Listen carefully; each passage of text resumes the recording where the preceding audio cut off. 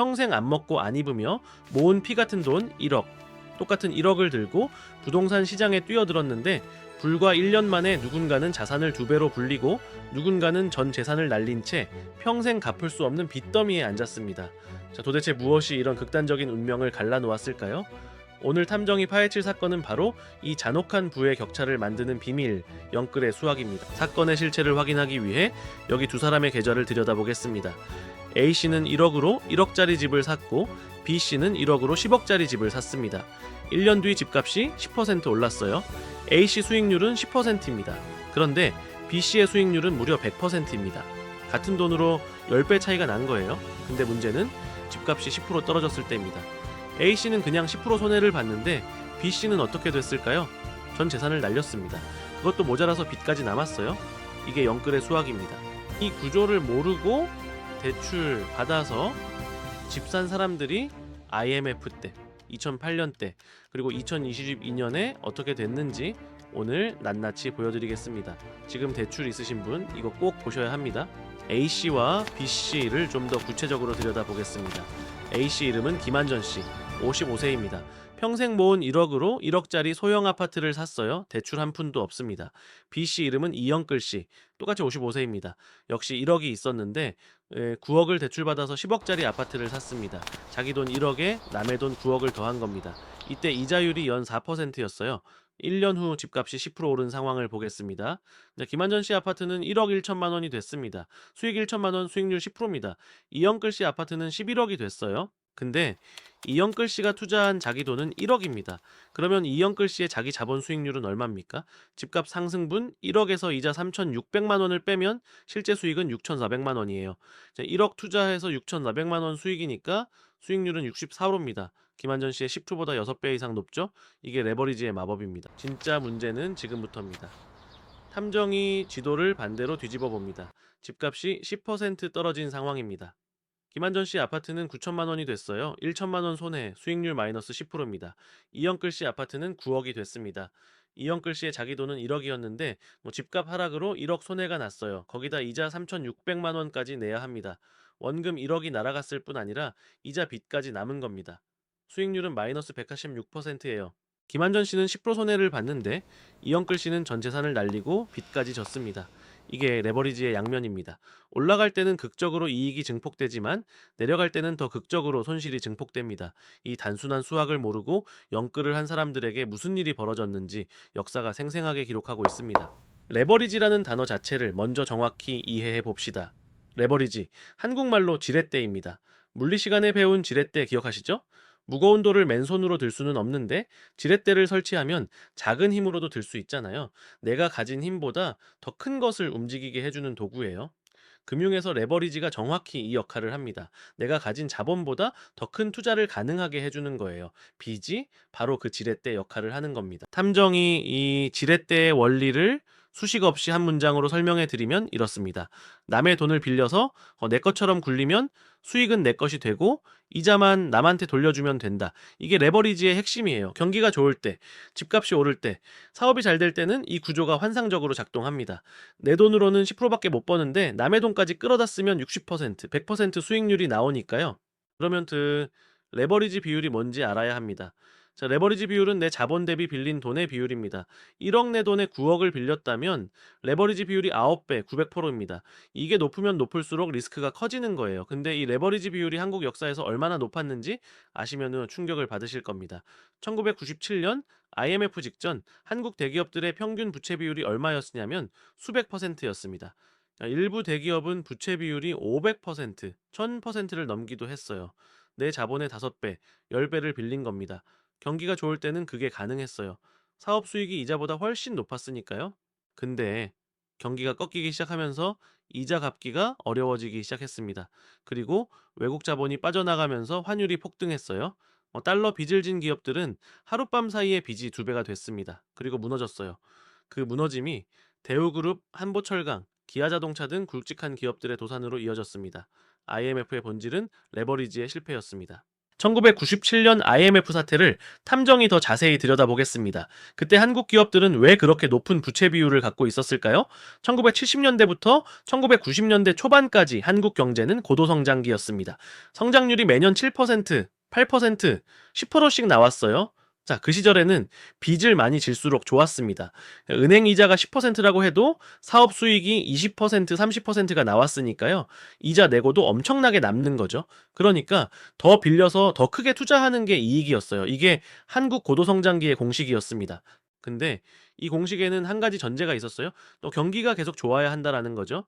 네, 1990년대 중반부터 성장이 꺾이기 시작했습니다. 자, 수익률이 내려가기 시작했어요. 근데 빚은 그대로였습니다. 이자는 계속 나가는데 수익은 줄어들기 시작한 거예요. 그리고 1997년 외환 위기가 터지면서 금리가 폭등했고 이자 부담이 감당할 수 없는 수준이 됐습니다. 그렇게 수많은 기업과 개인이 무너졌습니다. 이 역사가 왜 지금 우리한테 중요하냐고요? 놀랍게도 현실은 정반대입니다. IMF를 겪고 나서 한국은 교훈을 얻었습니다.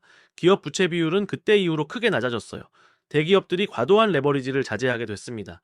자, 근데 기업 대신 개인들의 레버리지가 폭발적으로 올라갔어요. 네, 주택담보대출을 중심으로 가계 빚이 끝없이 늘어난 겁니다.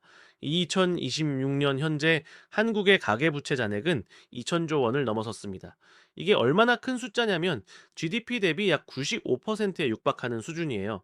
OECD 평균이 65% 수준인데 한국은 이를 훌쩍 넘깁니다. 세계 최상위 수준이에요. 기업의 과도한 레버리지가 IMF를 만들었다면 지금은 가계의 과도한 레버리지가 쌓이고 있는 겁니다.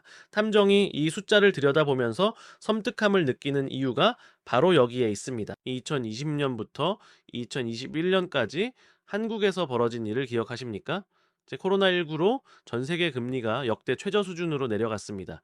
한국은행 기준금리가 0.5%까지 내려갔어요. 빌리는 비용이 거의 없는 겁니다. 그러면서 부동산 가격이 폭등했어요. 서울 아파트 평균 가격이 1년 사이에 수억이 오르는 일이 벌어졌습니다. 그 상황에서 많은 사람들이 영끌을 했습니다. 영혼까지 끌어모아서 대출을 받아 집을 산 거예요. 이영끌 씨처럼요. 2021년 최고점에서 집을 샀다가 2022년 금리 인상 이후 집값이 떨어진 분들이 정확히 이 상황을 겪었습니다. 집값은 떨어지는데 이자는 늘어나고 대출 원금은 줄지 않으니까요. 레버리지가 반대 방향으로 작동하기 시작한 겁니다. 이 레버리지를 이해하는데 아주 중요한 개념이 하나 있습니다. 긍정적 레버리지와 부정적 레버리지예요. 긍정적 레버리지가 뭐냐면 사업 수익률이 이자율보다 높을 때입니다. 예를 들어 4% 이자로 돈을 빌려서 12%짜리 수익을 내는 사업에 투자한다면 8%포인트의 갭이 생기죠. 그 갭이 내 수익으로 들어오는 겁니다. 빌릴수록 이익이에요. 반대로 부정적 레버리지는 이자율이 수익률보다 높을 때입니다. 3% 이자로 돈을 빌렸는데 사업이 잘 안 돼서 수익이 2%밖에 안 나면 빌릴수록 손해가 납니다. 이자를 내고 나면 오히려 마이너스가 되는 거예요. 자, 부동산 투자에서 이 긍정적 레버리지와 부정적 레버리지 기준은 단순합니다. 부동산에서 나오는 수익률, 즉 임대 수익과 자본 이익의 합계가 대출 이자율보다 높으면 긍정적 레버리지예요. 낮으면 부정적 레버리지입니다. 그러면은 지금 한국의 상황은 어떻습니까? 탐정이 돋보기로 현재를 들여다봅니다. 2016년 현재 주택담보대출 금리는 연 3% 박스권에 머물러 있습니다. 서울 아파트의 평균 임대 수익률은 1.2% 수준입니다. 이 둘을 놓고 보면 임대 수익률만으로는 이자를 감당하기 어려운 구조입니다. 즉 임대 수익만으로는 부정적 레버리지 상황이에요. 그러면 왜 사람들이 계속 집을 사냐면 집값 상승에 대한 기대가 있기 때문입니다. 임대 수익 1-2%의 자본 이익 기대치를 더하면 총 수익률이 이자율을 넘길 수 있다는 기대죠. 근데 이게 실현되지 않으면 다시 말해 집값이 오르지 않거나 내려가면 부정적 레버리지에 덫에 걸리는 겁니다. 2022-23년에 많은 영끌족들이 정확히 이 상황을 경험했습니다. 진짜 문제는 지금부터입니다. 정부는 이 레버리지 위험을 알고 있습니다.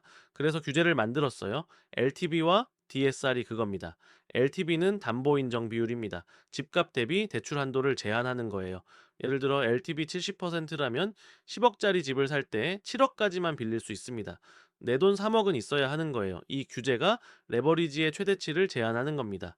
DSR은 총부채 원리 금상환 비율입니다. A. 내 소득 대비 대출 원리금 상환액의 비율을 제한하는 거예요. 연봉 5천만 원인 사람이 매년 갚아야 할 원리금 총액이 연봉의 일정 비율을 넘으면 안 된다라는 거죠. 이게 왜 중요하냐면은 집값이 아무리 높아도 소득이 뒷받침되지 않으면 대출을 못 받게 하는 겁니다. 2025년 하반기부터 3단계 스트레스 DSR이 본격 시행되면서 대출 한도는 더욱 쪼그라들었습니다. 이는 금리 인상 리스크까지 시뮬레이션하여 한도를 산정하는 강력한 조치로 정부가 가계의 레버리지 위험을 얼마나 심각하게 통제하고 있는지 보여주는 명백한 증거입니다. 그러면 레버리지는 나쁜 겁니까? 탐정이 이 질문에 명확하게 답을 드리겠습니다. 레버리지 자체는 나쁜 것이 아닙니다. 자, 적절하게 사용하면 훌륭한 도구예요. 자, 세계 최고의 부자들 대부분이 레버리지를 활용했습니다. 부동산 재벌들은 자기 돈보다 훨씬 많은 자산을 레버리지로 구축했고, 사업가들은 대출로 사업을 키워 엄청난 부를 쌓았습니다. 문제는 무분별하게 감당할 수 없을 만큼 준비 없이 사용하는 겁니다. 탐정이 레버리지를 안전하게 쓰는 세 가지 원칙을 말씀드리겠습니다. 첫째, 이자보다 수익이 높아야 합니다. 긍정적 레버리지가 성립할 때만 빌려야 해요. 집값이 오른다는 막연한 기대만으로는 안 됩니다. 실제 임대 수익과 예상 자본 이익을 합했을 때 이자율을 넘겨야 합니다. 자, 둘째, 최악의 시나리오를 견딜 수 있어야 합니다. 집값이 20% 떨어지거나 공실이 생기거나 금리가 오르더라도 버틸 수 있는 여력이 있어야 해요. 마진콜이 안 나야 합니다. 셋째, 레버리지 비율의 적정선을 지켜야 합니다. 내 자본의 몇 배까지 빌리는 게 적정한지는 사람마다 다르지만 최소한 집값이 30% 40% 빠져도 내 자본이 전부 날아가지 않을 수준이어야 합니다. 경제학에서는 최적 레버리지 비율이라는 개념이 있습니다. 이게 뭐냐면 부채를 늘릴수록 레버리지 효과로 수익이 늘어나지만 동시에 금융 위험도 증가합니다. 이 두 가지가 균형을 이루는 지점이 최적 레버리지 비율이에요. 부채가 너무 없으면은 레버리지 효과를 못 누리고 부채가 너무 많으면 금융 위험이 감당할 수 없이 커집니다. 개인에게 적용하면 이렇습니다. 대출을 받아서 집을 사는 것이 내게 긍정적 레버리지가 성립하는지, 그리고 그 대출이 내가 감당할 수 있는 수준인지를 따져봐야 합니다. 이걸 계산해보지 않고 그냥 오를 것 같다는 직감으로 연끌을 하는 건 레버리지를 도구로 쓰는 게 아니라 도박을 하는 겁니다. 한 가지 더 짚어드리고 싶은 게 있습니다. 한국의 가계부채 구조가 왜 위험한지에 대해서요. 아까 말씀드린 대로 가계부채가 GDP 대비 95%에 육박하는 수준입니다. 이 중 주택담보대출이 1150조 원을 넘어섰습니다. 특히 2026년 현재 60대 이상 고령층의 대출 잔액은 400조 원에 육박하며 경제의 뇌관으로 자리 잡았습니다. 이분들이 은퇴를 했거나 곧 은퇴할 세대예요. 자, 소득이 줄어드는데 대출 이자는 계속 나가는 상황이 올 수 있는 거죠. 레버리지를 쓴 것 자체보다 그 레버리지를 갚아 나갈 소득이 뒷받침되는지가 핵심입니다. 한국 가계부채의 구조적 문제는 이 불일치, 즉 갚아야 할 빚과 갚을 수 있는 소득 사이의 갭에서 나오는 겁니다. 탐정이 오늘 이야기를 들여다보면서 가장 안타까운 것은 이겁니다. 레버리지라는 도구는 분명히 존재하고 잘 활용하면 강력합니다. 근데 이 도구의 작동 원리를 제대로 이해하지 못한 채 사용했을 때 얼마나 무서운 결과가 나오는지 우리 역사가 여러 차례 보여줬습니다. IMF, 2008년, 2022년 매번 조금씩 다른 형태로 반복됩니다. 그리고 매번 가장 큰 피해를 보는 건 구조를 모르고 뛰어든 사람들이에요. 탐정이 오늘 드리고 싶은 메시지는 이겁니다. 레버리지를 무조건 피하라는 게 아닙니다. 레버리지를 쓰기 전에 이 세 가지를 따져보세요. 내 수익률이 이자율보다 높은가? 최악의 경우를 버틸 수 있는가? 내 레버리지 비율이 적정한가? 이 세 가지를 확인한 뒤에 결정하세요. 그 순간 여러분의 투자 결정이 도박이 아닌 계산이 됩니다. 오늘 마지막으로 한 가지를 덧붙이겠습니다. 여러분이 지금 주택담보대출이 있으신 분이라면 오늘 한 가지만 해보세요. 내 집의 임대 수익률 또는 예상 수익률과 내가 내는 이자율을 비교해 보세요. 수익률이 이자율보다 높습니까? 낮습니까? 그 숫자가 여러분이 지금 긍정적 레버리지 구간에 있는지 부정적 레버리지 구간에 있는지를 알려줍니다.